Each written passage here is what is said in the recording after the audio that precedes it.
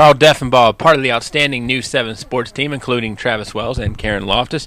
Carl joined me on the Sports Buffet podcast to talk some college football. Both teams from the Commonwealth that participate in 1A football got wins this past week. Virginia Tech knocked off Georgia Tech on Monday night, and the Virginia Cavaliers knocked off Richmond on Saturday as Rocco defeated Rocco. Michael Rocco, the team's quarterback, had a shining day for sure. I asked Carl what he thought of Michael Rocco on Saturday. I honestly liked what I saw from him, and so the Cavaliers won 43-19 to start the season over Richmond. That's an FCS team, so not too much you can gain from there. Rocco, his numbers for the game, 25 for 37, and he was one off his career high with 311 yards passing. So a good first game, though. All the players were saying there were plenty of stuff they left out there. There were more yards to be gained. I'll say this, in the week in the news press conference with Mike London, he was asked an interesting question. Rocco's always referred to as a game manager, and whether that's sort of used in a negative term with quarterbacks, and London said that should be a positive. He likes that about Rocco, just the fact that, sure, he probably doesn't have the physical tools of Phillip Sims, but he knows the offense so well, he knows how to distribute the ball so well, that you still get points on the board, and as long as that stays true, I think Rocco's going to stay the guy and be the quarterback for Virginia as long as he keeps leading drives, keeps getting the ball into the hands of their outside playmakers, and they're able to put up points. It should be solid. And I know Phillip Sims got in the game late just as some time at the end of the game, but how good of a thing is it that Phillip Sims stays off the field as much as possible for Michael Rocco? If you get where I'm going. You saw last year when Rocco and David Watford were going back and forth, I think first 7 games of the season, Rocco was okay, but he just never really got in the rhythm because he was already getting pulled. And when he was given the starting job full out the rest of the season, he really started to flow, really started to move that attack. And I think the coaches learned from that going into this year, with what could have been a similar situation. But they said there's no plan to put Phillip Sims into the games. If a situation comes up like last week where it's a blowout, the game's already won, they'll try to get him some time and some reps. But there's no specific plans like there were last year. This is Rocco's team, and as long as he keeps leading that squad, he'll be the quarterback. College football also on Monday night last week with the Virginia Tech Hokies and Georgia Tech.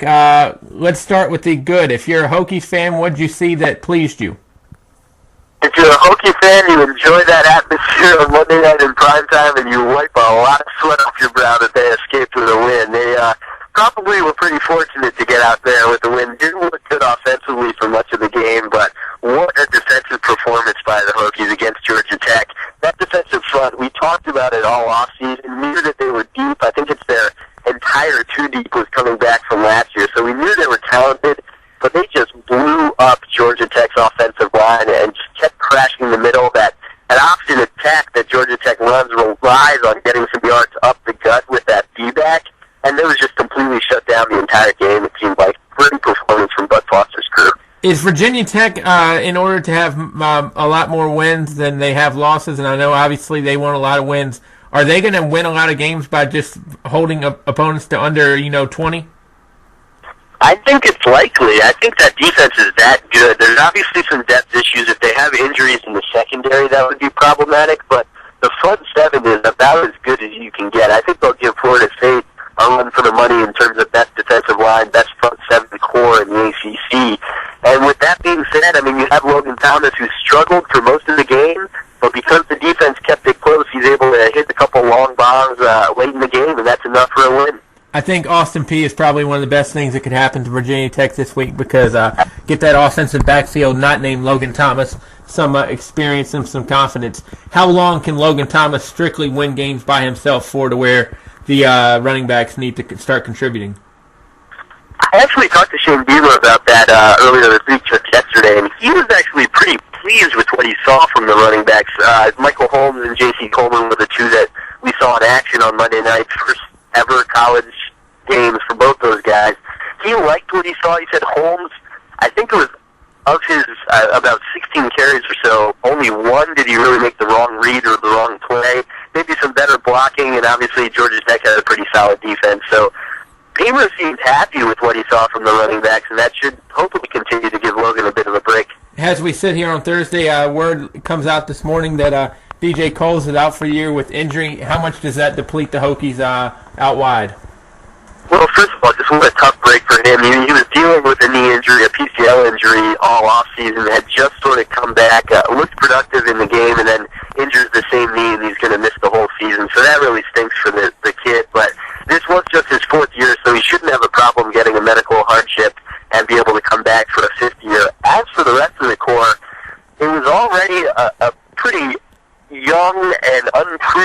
more with Danny Cole and Jarrett Boykin moving on from last year.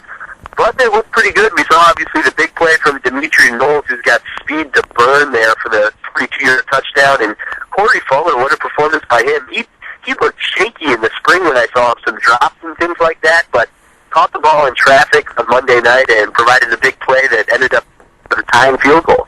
Some guys just need that pressure. Maybe it was that get under the lights and get ready to perform, and he certainly showed up. I take it you're going to be on the road Saturday to check out some more college football?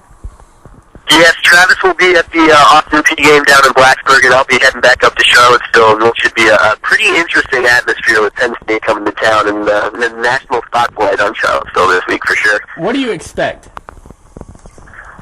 Honestly, I have no idea. The coaches and players this week were saying all the right things that, we know Penn State's going to come out fired up and with a vengeance after they lost. They're up and they're at home, but you just don't know what to expect with so many hits have come to that team. Even their one running back, Bill Belton, now that's the replacement for Silas Redd, who transferred, is possibly going to miss the game with an ankle injury. So already just in year one, you're starting to see some of these depth issues that the new lines are going to be facing over the course of these sanctions. Well, and I think it's a situation, too, where if, I think when everybody hears the term atmosphere, they think it's going to be a lot of hostility towards Penn State. You can't fault those kids for what's happened to Penn State. I mean, those kids are not the enemy. Exactly. The players you will see on the field are completely separate from Jerry Sandusky. They're completely separate from the school officials that didn't do their job, that led to the scandal. So I imagine that the Cavaliers fans will be loud in supporting their team. I just hope it stays clean, stays positive, and they don't go after the players themselves because they had nothing to do with it.